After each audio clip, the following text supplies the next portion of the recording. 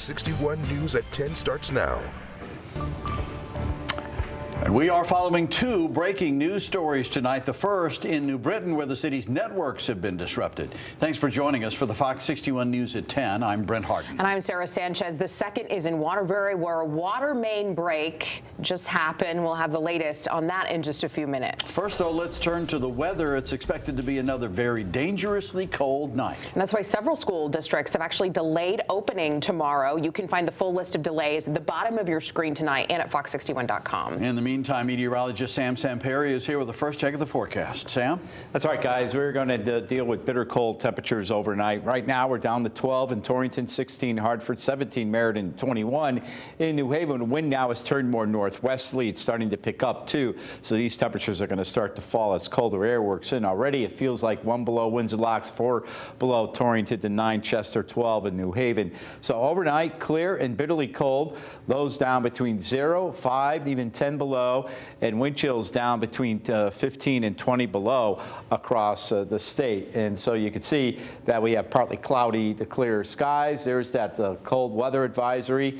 And again, wind chills down near 20 below, and that's the way it'll be overnight. Look at this. Look at these bar charts here going all the way down 16 below by tomorrow morning. So yeah, it's a good idea for the schools maybe to delay a little bit, although, you know, for a couple of hours it's still going to be bitterly cold with high temperatures in the afternoon, topping out only between 10 and 15. But look at the wind gusts.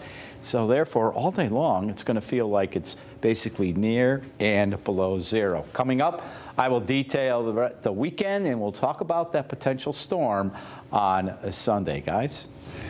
All right, Sam, thank you. And don't forget, the state's cold weather protocol will last until Thursday of next week. Just dial 211 for shelter, warming centers, and transportation.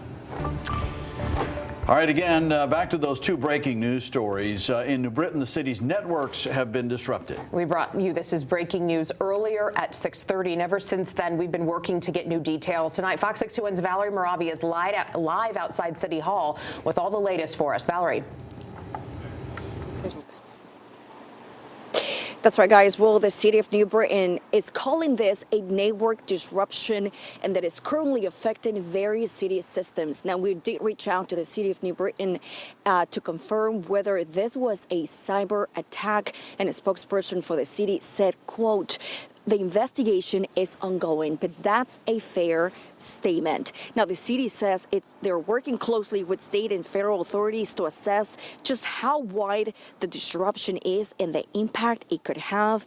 Now, as the city still tries to identify the root cause of this disruption, officials say additional resources have been activated and teams are working to restore systems as quickly and safely as possible. Now, city leaders also say public safety operations are still functioning and that they will continue to provide services during this disruption. Now, we do understand New Britain Mayor Bobby Sanchez is expected to provide new updates Friday morning. Of course, we'll keep you updated as we gather more. For now, live in New Britain, Valerie Moravi, Fox 61. Thank you, Valerie. Our second breaking news story tonight is from Waterbury, where another water main break is impacting several places. Yet another water main break. It's been the season for it. This is happening on Overlook Avenue. And Fox 61's Annette Montgomery is live in Waterbury now with the latest details. Annette? Yeah, Brent and Sarah, you can see it's an active scene right now with public work crews hard at work behind me. Now, according to city officials, there was a lateral break on an 8-inch line that serves about 20 properties. You can see right now they are trying to restore service to those properties. Now, they did say, according to officials, neighbors can expect to be without water for 4 to 6 hours. You can see those cones lining the road in this community, along with several public work vehicles. Kay is actually zooming in so you can see what they're working on. We see people down in that hole kind of working to restore that water. Now, city officials did say Waterbury experiences between 30 to 40 water main breaks a year, and the issue is most problematic during the winter because of freezing and ground movement. Now, earlier this month, you might remember crews finished weeks of repairs to a major water main break on Thomaston Avenue, and that's less than 10 minutes from here. Now, after that break, city leaders did say they would start to evaluate and advance a plan for significant valve replacements within the water system to prevent any future breaks. Now, city leaders are thanking neighbors for their patience while they work to restore service in the community. You can see again, they are hard at work right now trying to restore that water. But again, neighbors can expect to be without water for a few more hours. But we will bring you the latest on air and online at fox61.com. In Waterbury, Annette Montgomery, Fox 61. For the latest on both of these breaking news stories, stay with us on air and online at fox61.com. You can also download our free Fox 61 News app by scanning the QR code on your screen. New tonight, 3 officers charged in connection with the 2022 injury of Randy Cox are now scheduled for a jury trial. Court records show Oscar Diaz, Jocelyn Lavendier, and Luis Rivera are each set to go on trial March 9th. They have been charged with misdemeanors, including negligent cruelty to persons and second-degree reckless endangerment, stemming from Cox's arrest and transport. A 14-year-old has been taken to the hospital after they were hit by a car. Meriden police say this happened at the intersection of West Main Street and Home Avenue. The teen was crossing the street when they were hit. They have a minor head injury and were taken to the hospital tonight. Police say the driver remained on scene and is cooperating with the investigation. Well, Governor Ned Lamont says he wants to use emergency funds to support programs that were affected by federal cuts. His plan calls for taking $18.7 million to cover food assistance, Medicaid, youth mental health services, health care, and child care. Lamont says the plan was designed to help take care of the state's most vulnerable populations. These are programs that work and make a difference, and we got a federal government, we got a White House that can pull the plug on virtually no notice at all. Leaders in the State House and Senate have 24 hours to review the plan and make a decision. Well, developing tonight, a lockdown at a New Britain school has been lifted. The school district says a single bullet was found inside Pulaski Middle School today. Investigators say there was no credible threat to students or staff. Students were dismissed safely and officers remained on scene as a precaution. Well, also developing tonight, Democrats in the White House have made a temporary deal to avert a partial government shutdown. The deal includes funding for the Department of Homeland Security and provides 2 weeks of funding while lawmakers negotiate reforms for immigration enforcement, including new rules for ICE. And this comes as rallies continue against the current immigration enforcement practices across the country.